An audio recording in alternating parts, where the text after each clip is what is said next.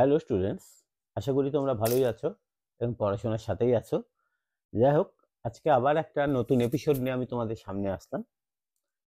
দেখো, তোমাদের মাধ্যমিক পরীক্ষা খুব দুয়ারে চলে এসছে, আর মাত্র 26টা দিন আছে। সুতরাং এই অবস্থায় তোমরা যদি তোমাদের প্রিপারেশনে সামান্যতম কিছু ভুল করে ফেলো, তাহলে কিন্তু সমস্ত ভোগান্তিটি তোমাদেরই হবে। তাই তোমাদের স্পেশালি যারা আমার টাচে আছে তাদের বেশ কিছু জিনিস ভুল হচ্ছে দেখেই আজ তোমাদের সামনে এই ভিডিওটা নিয়ে আসলাম, যে তোমাদের ওই ভুলটা হচ্ছে না তো। এই ভুলগুলো যদি তোমরা শুধরে নিতে না পারো, তাহলে কিন্তু তোমাদের সর্বনাশ।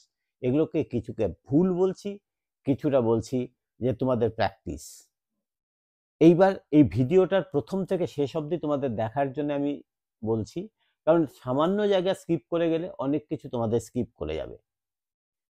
তাই বলছি, প্রথম থেকে শেষ অবধি তোমরা দেখো, তোমরা জেনে নাও তোমাদের এই ফল্টগুলো হচ্ছে না তো।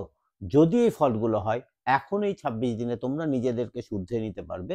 তাই বলছি, ভিডিওটার সাথেই থাকো, তোমরা আগাগোড়া ভিডিওটাকে ভালো করে দেখো। প্রথম বক্তব্য হচ্ছে, তোমরা যখনই কোনো প্রশ্ন অ্যান্সার করতে যাবে, অর্থাৎ টেস্ট পেপার সলভ করছো বা তোমরা মাধ্যমিকে করতে যাচ্ছ, শুধু টেস্ট পেপার সলভটাই এখন ধরছি, এখন তোমরা টেস্ট পেপার সলভ করছো। এই টেস্ট পেপার সলভ করার সময় সবচেয়ে বড় ভুল যেটা তোমাদের হচ্ছে, গোটা বিষয়টাই তোমরা না জেনে, অর্থাৎ গোটা প্রশ্নটা না পড়ে বা অর্ধেকটা প্রশ্ন পড়ে উত্তর লিখতে রাখছো। তার ফলটা কি হচ্ছে?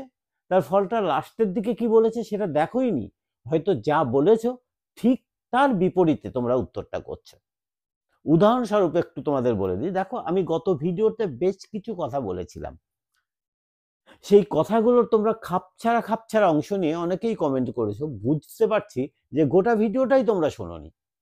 আমি কি বলছিলাম? আমি কোনো সময়ই বলিনি যে এই 5টা প্রশ্ন পড়লেই তোমরা 80 পাবে। দেখো, তোমরা যারা পরীক্ষা দিচ্ছ, আমি জানি তোমাদের মধ্যে 3 ক্যাটাগরি স্টুডেন্টকে আমি বেছে নিয়েছি।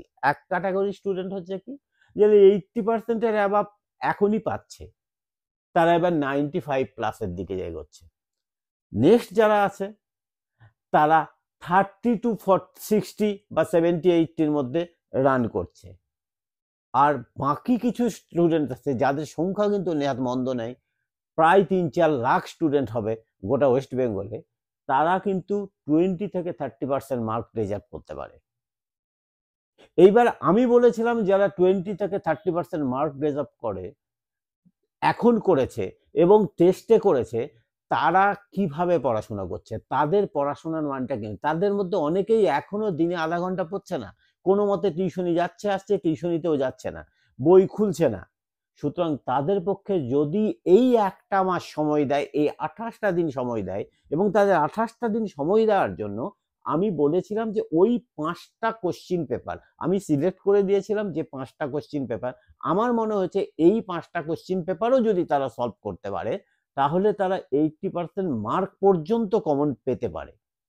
আর যারা 20 বা 30% মার্ক পাবে, তারা 80% মার্ক পুরোপুরি 80-র অ্যান্সার লিখলেই 80 পাবে, এ ধরে নিতে আমিও পারি না। সুতরাং তারা যদি এখনো চেষ্টা করে, এইটুকুন বলতে পারি তারা ফার্স্ট ডিভিশন কিন্তু পেতেই পারে। এবং তাদেরও বলছি, আমি আমার অন্যান্য স্টুডেন্টদেরও বলছিলাম যে যারা সলভ করছো, তোমরা বহু টেস্ট পেপার সলভ করছো, অনেকগুলো পেজ সলভ করছো, তাদেরকে বলেছি এই 5টা পেজ তোমরা বাকি বাদ দিও না। তাই পুরোটা শোনো, পুরোটা দেখো, পুরোটা ভাবার পরে তারপরে তোমরা সেই কমেন্টসগুলো করো, কি বলছি কি লিখছি। এবং আমি মনে করি ওই 5টা পেজে যতখানি কোশ্চিন অ্যাসেম্বল করা হয়েছে, বাজারে যে সমস্ত সাজেশন কিনতে পাওয়া যাচ্ছে, ইউটিউবে যারা যারা সাজেশন আপলোড করেছে, যারা যারা দিয়েছে, তাদের তুলনায় এই সাজেশনের বহরটা কিন্তু খুব একটা কম হবে না, বরঞ্চ বেশিই হবে। একবার করে দেখো, 5টা প্রশ্নকে এক জায়গায় অ্যাসেম্বল করে দেখো, নেহাত ছোট হবে না। তাই এখনো বলছি, যারা এই পিছিয়ে পড়া স্টুডেন্ট আছো, তাদের জন্য এইটা মহৌষধ। যাই হোক, আমি সেই কথাটা বলছি না, কারণ তোমরা গোটাটা না শুনে কমেন্টস করেছিলে জন্য আজ আমাকে এই অবতারণাটা করতে হলো। তাই আমি বলছি, প্রশ্নপত্রটা পুরোটা পড়ো, পড়ে তারপরে অ্যান্সার করো। আমি 2-1 পেজের আমি একটু উদাহরণ দিচ্ছি তোমাদের, তাহলে বুঝবে। যেমন আমার ছাত্ররা অনেকেই ভুলভাল একটু অ্যান্সার করে ফেলছে অনেকে, কারণ তারা অর্ধেক পড়ছে অর্ধেক পড়ছে না। যেমন আমি তোমাদের একটা কোশ্চিন বলছি, যে একটা কোশ্চিন এসছে, প্রদত্ত কোনটি ওজোন স্তরকে ক্ষয় করে না। এবার ক্ষয় করে অবধি পড়ে আর নাটা পড়ছে না। কিরকম, এখানে তোমাদের মাল্টিপল চয়েস এটা কোশ্চিনে দেওয়া আছে NO, N2O, CO2, CFC। হুট করে ক্ষয় অবধি দেখেই CFC তে দাগ মেরে দিচ্ছে, কিন্তু এটার অ্যান্সার হচ্ছে ক্ষয় করে না যখন, তখন এটা CO2। বা ওজোন স্তরে সবচেয়ে বেশি ক্ষতি করে কে বলে এখানে দিয়ে দিচ্ছে O2, UV রে, CFC, CH4। এবার অনেকে UV রে কে দিয়ে দিচ্ছে, কেউ CH4 কে দিয়ে দিচ্ছে, কিন্তু সবচেয়ে বেশি ক্ষতি যদি করে তাহলে CFC। তাহলে এই বিষয়গুলো তোমাদের একটু দেখতে হবে। যেমন আরো দু একটা বলছি, কোন তারে সুইচ লাগানো হয়, লাইভ তার, নিউট্রাল তার, আর্থ তার, যে কোনো একটিতে। এবার রাইট অ্যান্সারটা লাইভ তার, তুমি লাইভ তারটাই দাও। গোটাটা পড়ো, পড়ার পর কি বলেছে সেইটা তোমরা করার চেষ্টা করো। জীবন বিজ্ঞানের ক্ষেত্রেও জাস্ট এই ধরনের কোশ্চেন অনেকেরই আসছে। এর মধ্যে কোনটি প্রাকৃতিক নির্বাচনের বিষয় নয়, তোমাদের এসছে কোশ্চেন, তাতে দেওয়া আছে কোশ্চেনটা কিরকম, প্রাকৃতিক নির্বাচন, যোগ্যতমের উদ্বর্তন, অঙ্গের ব্যবহার অব্যবহার সূত্র, অস্তিত্বের জন্য সংগ্রাম। তাহলে এখানে প্রাকৃতিক নির্বাচন কার মতবাদ ছিল, ডারউইনের মতবাদ ছিল। তাহলে পরে আমরা বুঝতেই পারছি অঙ্গের ব্যবহার অব্যবহার সূত্র এটা ডারউইনের ছিল না। সুতরাং এই অঙ্গের ব্যবহার অপব্যবহার সূত্র এইখানটাই প্রাকৃতিক নির্বাচনের বিষয় নয়, এটাই হবে আমাদের অ্যান্সার। তাই বিষয় 9 পর্যন্ত পড়ো, এই বিষয় পর্যন্ত পড়ে উপরের ওই বাকি তিনটের মধ্যে যে কোনো একটাতে রাইট দেওয়ার কোনো যুক্তিযুক্ততা নেই। আবার এরকম আসতে পারে, কোনটি আরএনএ এর বৈশিষ্ট্য নয়। এবার কি কি বলেছে, ফসফরিক অ্যাসিড, রাইবোজ শর্করা, থাইমিন, ইউরাসিল। তাহলে এখানে আমরা বুঝতেই পারছি থাইমিন আরএনএ তে থাকে না, তাহলে থাইমিনটা আমরা অ্যান্সারটা করে ফেলতে পারি। ডিএনএ তে অনুপস্থিত নাইট্রোজেন যুক্ত খাটটি কি। এবার অনুপস্থিত পড়তে ওটা পড়লামই না, উপস্থিত খাটটি পড়লাম বলে আমি অ্যান্সার দিয়ে দিলাম অ্যাডেনিন, গুয়ানিন, সাইটোসিন এদেরকে, কিন্তু অ্যান্সারটা হবে ইউরাসিল। সুতরাং এই বিষয়গুলোটার প্রতি প্রচন্ডতম তোমাদের নজর দিতে হবে। যে ভুলটা এখনো খুব ভালো স্টুডেন্টদেরও কিন্তু আমি পাচ্ছি, যে আধা ঘাঁচা করে পড়ে উত্তরটা দিয়ে দিচ্ছে, এইটা একদমই নয়। এই জায়গা থেকে তোমাদের সরে আসতে হবে এবং গোটা কোশ্চিনটা তোমাদের পড়ার জন্য লক্ষ্য করে দেখো, তোমাদের পরীক্ষার টাইম 3 ঘন্টা প্লাস 15 মিনিট, অর্থাৎ 15 মিনিট এক্সট্রা টাইম দেওয়া হয়েছে। ভালো করে কোশ্চিনটা পড়ো, অ্যান্সারটা লেখার। এই 9 যুক্ত কোশ্চিন কিন্তু এবার প্রচুর আসবে, প্রত্যেকটা সাবজেক্টের ক্ষেত্রে আসবেই, কারণ কোশ্চিনের ট্রেন্ডস তাই বলছে। তোমাদের টেস্ট পেপারে দেখবে প্রত্যেকটা পেজে 4টে 5টা 6টা করে কোশ্চিন, এই 9 যুক্ত কোশ্চিন আছে। So be careful. আমি যে 5টা পেজ দিয়েছি সেই পেজগুলোতেও তোমরা দেখতে পাবে। নেক্সট দ্বিতীয় যেটা আমি বলছি, দেখো এখন থেকে তোমাদের অ্যান্সার লেখা প্র্যাকটিস করতে হবে। প্র্যাকটিস করার সময় তোমরা অ্যান্সারটা যখন লিখছো তখন হয়তো কি করছো, যে অ্যান্সার লেখার সময় তোমাদের একটা কাজ করতে হবে, অ্যান্সারটা আমি এখানটায় একটা পয়েন্টস করলাম, পয়েন্টস করে নিচে কালো পেন দিয়ে আমি এটা কভার আপ করলাম, তারপরে এখান থেকে লিখছি।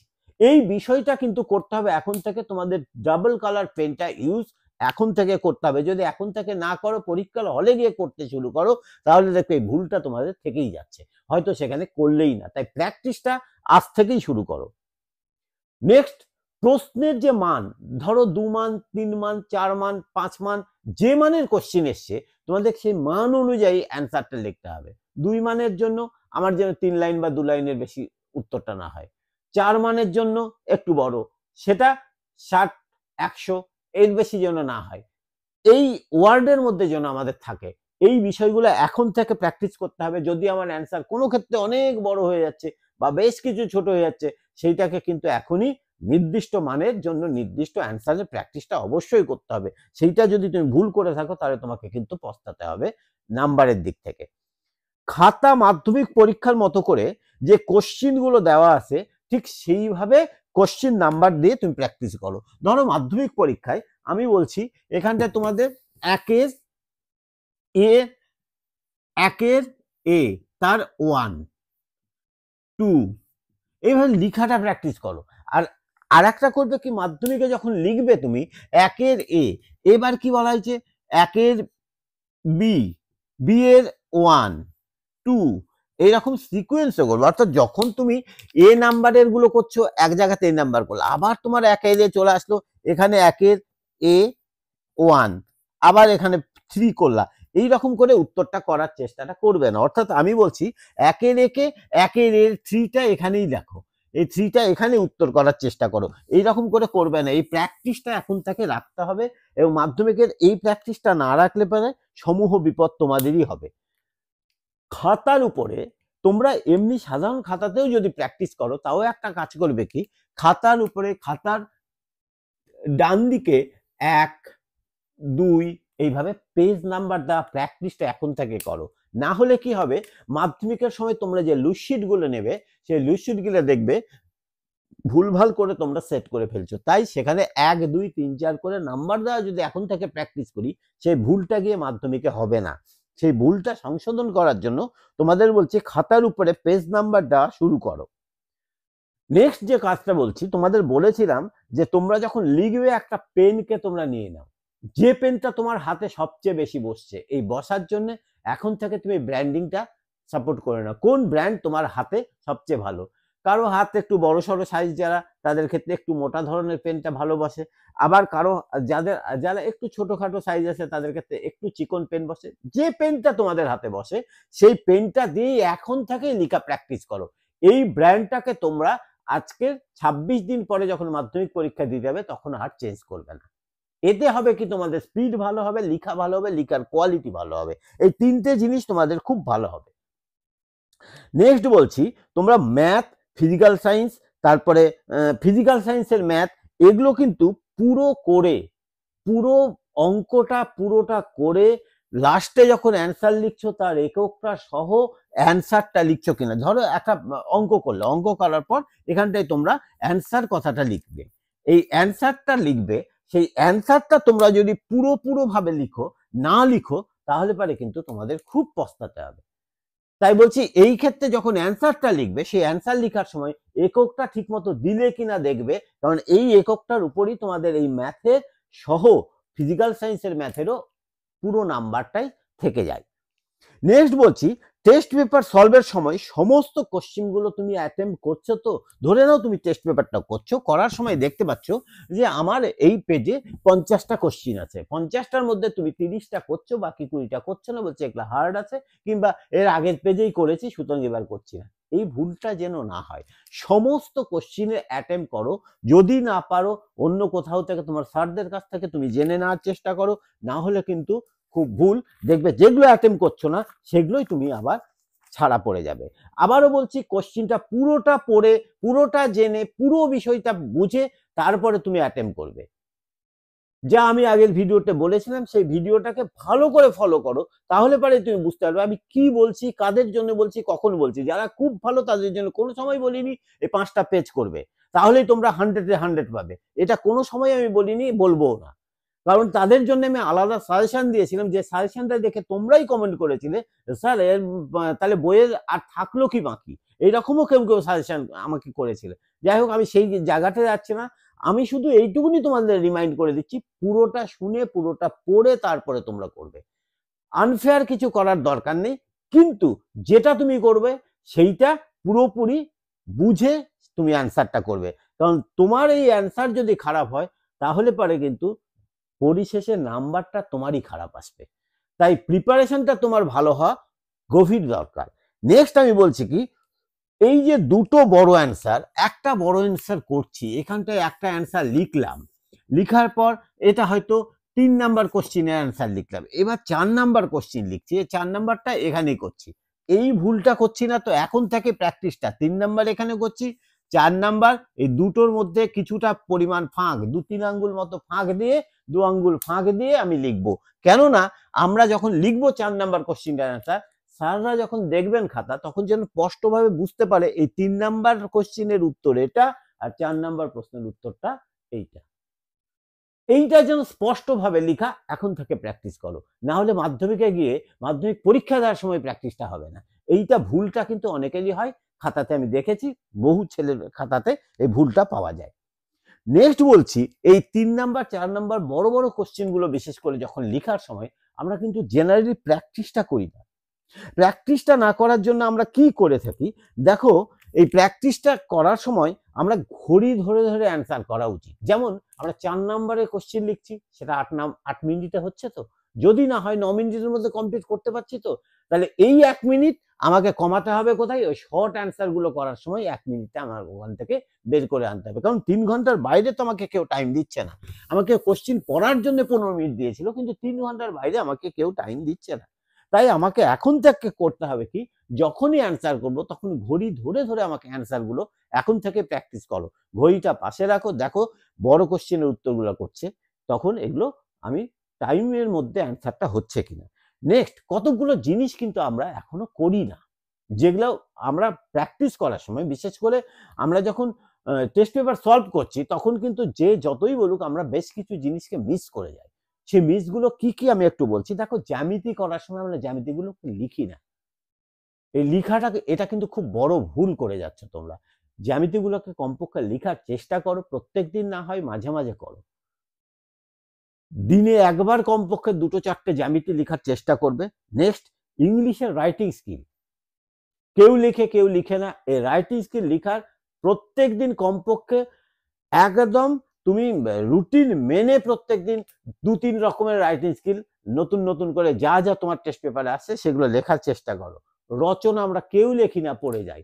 দেখো, রচনা লেখাটাও প্র্যাকটিস করো, যে আমি যা লিখেছি আজকে এই পেজে 4টে রচনা আসছে, 4টা না লেখো, যে কোনো একটা লিখো। প্রতিদিন আজকে যেটা লিখেছো কালকে অন্য আর একটা লিখো। এইভাবে রচনা লেখাটাও দেখো, তোমাদের সেই রচনাটা 10 নম্বরের রচনা 20 মিনিটের মধ্যে তুমি ক্লোজ করতে পারছো কিনা। সুতরাং রচনা লেখাটাও প্র্যাকটিস করবো। নেক্সট, ছবি আঁকাটা, বিশেষ করে প্রত্যেকটা বিষয়ের ছবি আঁকাটা। যেমন তোমাদের জীবন বিজ্ঞানের 4টে ছবি আমি দিয়েছিলাম, আমার সেই 4টা ছেড়ে দাও, যদি ওই 4টাকে তোমাদের না মনে হয়, আরো বেশি যদি করো আরো বেশি করতে পারো। ছবি আঁকাটা প্র্যাকটিস করো এবং তার পয়েন্ট আউট করতে পারছো কিনা। ভূগোলের ছবি আঁকাগুলো ছোট ছোট, ম্যাপ পয়েন্টিং এর ছবি আঁকাগুলো ছোট ছোট, ইতিহাসের ম্যাপ পয়েন্টিং গুলো, এগুলো রেগুলার বেসিস প্র্যাকটিস তোমাদের করতে হবে। এই প্র্যাকটিসটা যদি তোমরা না করো, এই প্র্যাকটিসটাকে যদি ছেড়ে দাও, তাহলে কিন্তু তোমাদের অদূর ভবিষ্যতে প্রচন্ড পস্তাতে হবে।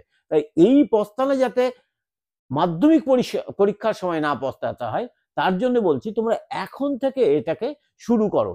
এই ভুলগুলো তোমরা এখনো করবে না। আশা করি এই ভুলগুলো যদি এখনো যদি তোমরা এগুলো না করতে পারো, এখন যদি এগুলোকে সংশোধন না করে নিতে পারো, তাহলে মাধ্যমিক পরীক্ষার সময় তোমাদের কিন্তু অবস্থা খুব একটা বেটার হবে না। সেই জন্য বলছি, যদি এগুলো এখন থেকে শুরু না করে থাকো, এগুলো যদি ভুলের পর্যায়ে তোমার চলে যায়, তাহলে তুমি এগুলোকে শুরু করো, এগুলো এখন থেকে প্র্যাকটিস করো। মাধ্যমিকের খাতায় তোমাদের সেই ভুলটা হবে না, এইটুকুন আমার বিশ্বাস। আমার মনে হয় তোমাদের পরীক্ষা খুব ভালো হবে। তোমরা হয়তো আমার কথাটা বুঝতে পেরেছো এবং আগামীতে তোমরা ঠিকভাবে পড়াশোনা করবে বলেই আমার ধারণা। তাই ভালো থেকো, সুস্থ থেকো, পড়াশোনা আরো ভালোভাবে হোক তোমাদের। তোমাদের রেজাল্ট খুব ভালো আশা করছি। এইটুকুন বলে সকলকে ধন্যবাদ জানিয়ে শেষ করছি।